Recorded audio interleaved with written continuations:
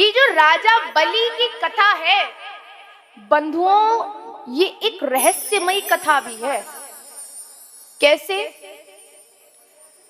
जब भगवान परमात्मा हमारे पास दान मांगने को आते हैं तो वो हमसे क्या मांगते हैं? आरती गाते हैं ना, तन मन धन सब कुछ है तेरा,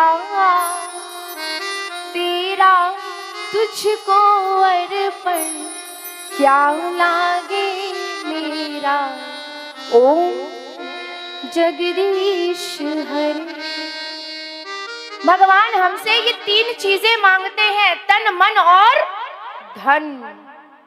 जब हम ये तीनों चीजें भगवान को देते हैं तो फिर भगवान हमारे ऋणी हो जाते हैं। लेकिन अब तो ऐसा है नहीं, मन में तो कहते हैं तन मन धन सब कुछ है तेरा। ऊपर से कह दिया, मुख से कह दिया तन मन धन सब कुछ है तेरा, लेकिन मन में क्या कह रहे हैं? छोटे भाई का भी मेरा, बड़े भाई का भी मेरा, सब कुछ है मेरा। ओम जय जगदीश हरे। जय हो माताओं तुम्हारी। बड़ी अच्छी आरती गाती हो, एक बार प्रेम से बोलो, जोर से। तो जब भगवान हमारे द्वार पर कुछ मांगने को आते हैं तो वो हमसे ये तीन चीजें मांगते हैं, तन धन और मन। और जो कोई भी भगवान को ये तीनों चीजें देता है फिर भगवान उसके ऋणी हो जाते हैं। अब यहां पर ये राजा बलि की रहस्यमय कथा किस लिए है? राजा बलि ने सूतल पाताल में प्रवेश किया है और वहां उनके द्वार पर, हर द्वार पर कौन पहरा दे रहा है? श्री वामन भगवान चौकीदारी कर रहे हैं। जब हम ये तीन चीजें भगवान को समर्पित करते हैं तो भगवान हमारे घर की चौकीदारी करते हैं। यहाँ एक बार रावण घूमते घूमते सूतल पाताल पहुंचा और देखा कि यहाँ तो साक्षात हर द्वार पर भगवान का शंख, भगवान का चक्र पहरेदारी कर रहा है। हर द्वार पर भगवान वामन को देखा, कहा मैं युद्ध करना है, मैं बलि से युद्ध करना चाहता हूं। तो वामन भगवान ने एक ऐसी लात रावण की छाती पर मारी है कि समुद्र किनारे गिरा है। जब हम अपनी कामनाओं पर, अपनी इंद्रियों पर नियंत्रण रखते हैं तो भगवान काम रूपी रावण को धक्का मार करके बाहर कर देता है। ये काम भगवान का है।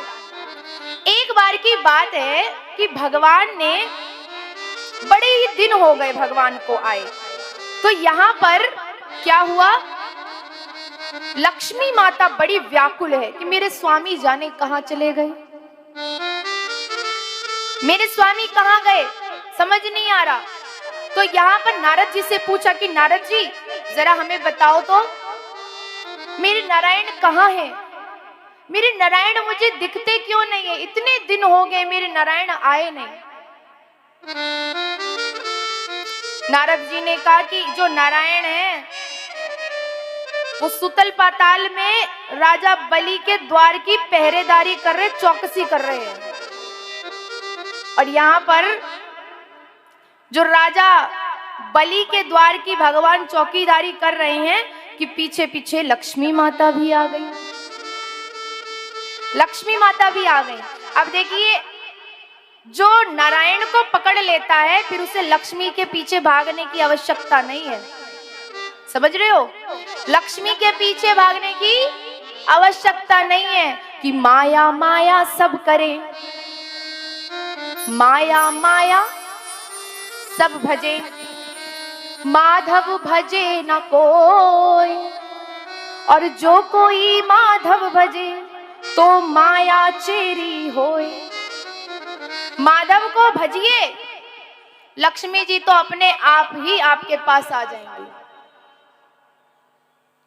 लक्ष्मी जी आई और जैसे ही बलि को देखा तो बलि से कहा कि हे राजन, मैं आपकी धर्म बहन हूं और आप मेरे धर्म भ्राता हैं, धर्म भाई हैं। बोले ठीक है। समय बीतता गया और श्रावण मास आया, पूर्णिमा आई, राखी का दिन आया। तो यहां पर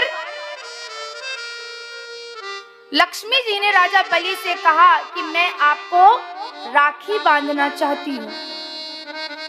यहां पर राजा बलि के हाथ में माता लक्ष्मी ने राखी बांधी। तो राजा बलि ने कहा कि अब तो तुम मेरी बहन हो और राखी बंधवाने के बाद बहन को कुछ उपहार दिया जाता है, कुछ भेंट दी जाती है, तो मांगो, क्या चाहती हो? अरे मांगना तो चाहती हूँ लेकिन मांगने में बड़ा संकोच हो रहा है। बोले संकोच मत करो, जो भी इच्छा हो मांग लो।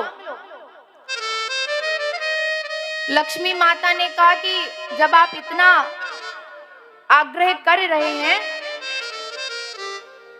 तो मैं बस एक चीज मांगना चाहती हूँ। वैसे तो प्रभु की कृपा से मेरे पास, मेरे घर में सब कुछ है, लेकिन बस एक वो ही नहीं है। राजा बलि समझे नहीं, वो ही नहीं है, कौन नहीं है? राजा बलि ने कहा कि ठीक प्रकार से समझाओ, बहन कौन नहीं है तुम्हारे घर पे? बोले मुझे कुछ नहीं चाहिए, मेरे घर सब कुछ है, बस ये अपना चौकीदार मुझे दे दो। और राजा बलि सोचे कि चौकीदार। राजा बलि ने नारायण भगवान को माता लक्ष्मी को सौंप दिया और श्रावण में शुक्ल पूर्णिमा के दिन भगवान नारायण लक्ष्मी माता के साथ वापस वैकुंठ में लौटे हैं। रामानुजाचार्य पंथ में इस दिन को पाटोत्सव के रूप में मनाया जाता है, क्योंकि इसी दिन भगवान वैकुंठ वापस आए हैं। बोलिए वामन भगवान की। इस प्रकार से ये राजा बलि की कथा एक रहस्यमय कथा है। आइए आगे कथा आती है राजा अम्बरीश की, कि राजा अम्बरीश बहुत बड़े राजा हैं, लेकिन अभिमान इतना सा भी नहीं है।